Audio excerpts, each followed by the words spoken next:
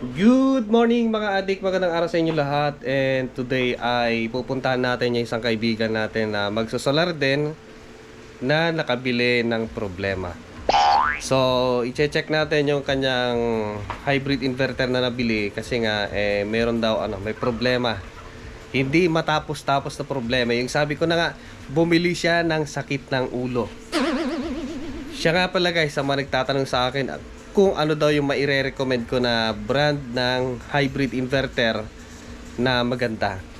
Ito lang talaga naman yung tumagal nating gamit na walang kaproblema. Yun lang kasi kapag kalikot kang tao, wala kang makakalikot dito. Ayan, masisiraan ka ng bait kasi wala kang makakalikot. So ngayon, pupuntahan natin isang kaibigan natin na nakabili ng sakit ng ulo kasi problema nga niya. Gusto kong i-share sa inyo baka sakali kasing may ganito kayong ginagamit na brand para makita nyo kung sakasakali para ma-prevent.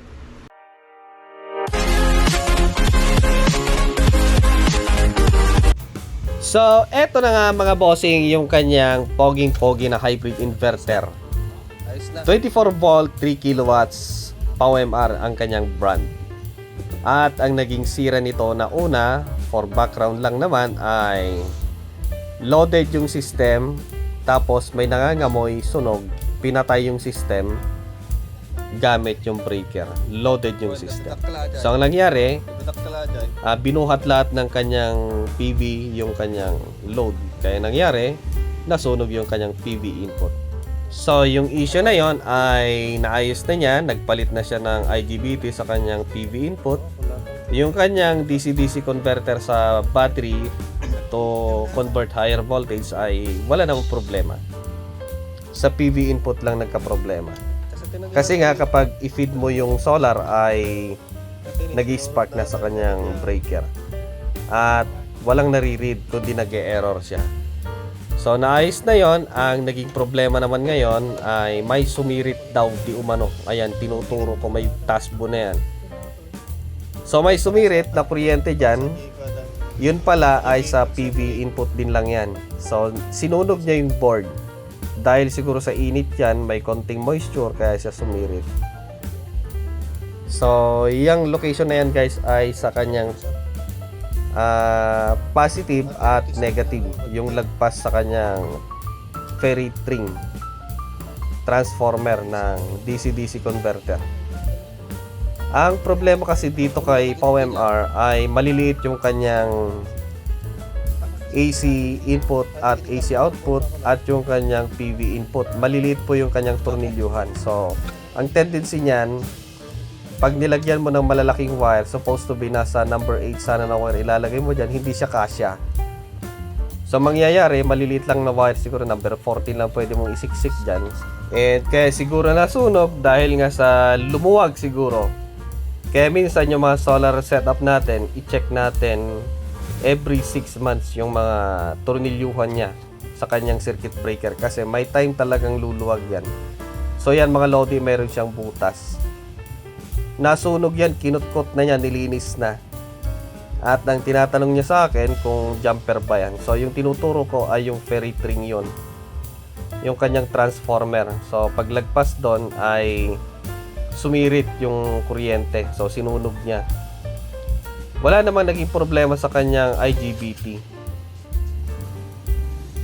Okay naman yung kanyang dalawang IGBT kasi nga nagpalit na yan kasi nung una nasunog yan at nagpalit lang siya ng isa kasi hindi naman nadama yung isa. At isa pang problema kasi sa mga 3 kilowatts ni Pau Pau na 24 volt, nasusunog yung kanyang linya sa PV input, yung trace sa board. Nasusunog niya kasi maliit lang or manipis yung trace. Ang nakalagay kasing solar panel minsan na nilalagay nila dito ay 6 na 500 or 600 watts. So hindi kinakaya. Isa pa kasi ay si PowerMR nagtipid ng wire. Dapat sana yung kanyang PV line ay sinolid na napapunta dun sa kanyang malapit sa current sensor sa PV input. So hanggang dun sana hindi kundi naka-trace pa rin siya. So, ang mangyayari, manipis yun, nasusunog. So, yan guys, legit, 100% na POW-MR. Ang poging-pogi na si POW-MR. Si POW-MR kasi ay kilala na budget na hybrid inverter. Kahit paano, naranasan mo na rin ang convenient na pag-i-inverter or pagsusolar. Yun nga lang talaga, budget lahat ng gamit nito. So, ang ginamit niya na dito, DIY na para iwas sunog. Nilagyan niya ng wire. Ang problema naman, ang bumigay yung kanyang board. So, dinirect na lahat yung wire sa kanyang input. Kasi nga dyan, nagka-problema nung una. Yung mga ibang hybrid inverter kasi ay separate yung kanyang board ng kanyang DC-DC converter from solar. Dito kasi ay hindi. Naka-built-in one sa isang board, then mag-share na sila sa kanyang heatsink. So, yung init talaga na mapuproduce ng kanyang H-breed na diode, tapos yung kanyang output na IGBT, yung init nun ay mag-share sila sa kanyang PV input. So, tatlo silang nagpapainit dyan. So, sa mga ibang brand kasi ay naka-separate. Kapag i-repair mo, mas madali kang makapag-repair at mas madali mong ma-access yung kanyang board kasi separate yung board. Kung magpapalit ka ng board ay by unit. Dito talaga tiyagaan kasi nga built-in one board siya. Wala namang problema sa kanyang mga input sa kanyang battery at sa kanyang output. Walang problema. Yun lang talaga, nasunog, sumirit, nanakot kumbaga. Na, hello bro! Susubukan ko na naman ulit na sunugin yung bahay mo. Joke lang. So ayan guys, hindi namin ma-access yung kanyang trace kasi nga siksik yung laman sa loob. Yan yung kanyang input na ang liliit. Grabe. Ito nga pala, sakto rin may naghihilot dito. Ang langis na ginamit ay tuti. Pwede pala pang hilot ang tuti, my friend. Ayan, 2-stroke oil. Para sa mga pilay-pilay ninyo dyan, pwede yan. Kahit na use oil, pwede. Oh, ayos na. Tuti lang pala ang pinanghihilot dito, mga boss. Sa mga gusto magpahilot, pila na. Nandyan si Kuya Jerry para manghilot sa inyo. Pilay lang, walang problema niyan. Tuti lang katapat niyan. Ganyan ang mga technician dito sa amin. Lahat pwede. Kahit nga pinagprituhan ng tuyo, pwede. So yan, na-access na namin. Ang gagawin na lang ni bro ay, dahil nga sa nasunog, yung mga sleeve hindi na rin pwedeng pagtiwalaan, lalagyan na lang ng jumper. At ang napagkasunduan namin ay jumper na solid wire. Ganyan naman talaga, mga pinagbabawal na technique.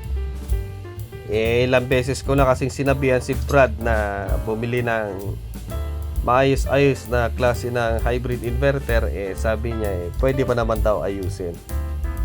Ayan si kuya, meron siyang pinapakitang bulalakaw, meteorites. Sabi ko sa kanya ito na yung chance, time na yayaman ka kuya. Ito nga pala guys yung kanyang sinasabing meteorites. Para siyang uling pero mabigat. Para siyang bakal, bato. Parang uling lang. Meteorites. Para sa mga interested ng meteorites dyan, pwede nyong i-testing. Hanapin nyo lang sa pinakamalapit na pinaghihilutan ni kuya. Ewan kung ano to, kung meteorites talaga. Hindi ko naman alam. Dalawa yan na bato na pinakita sa amin. Meteorites, para sa gustong pumili ng meteorites. Eto na guys, bato ni Darna. Yan, kontakin nyo yan si kuya kung sakaling gusto nyo tingnan yung kanyang meteorites. Dalawa yan. Meron daw mas malaki pa dyan, sinlaki ng ni Gulayat. Meteorites. May tinatago pa siya. So yan mga lodi, hinihinang na yung jumper. Lusaw na kasi or uminit na or naputod-putod na yung kanyang mga sleeve.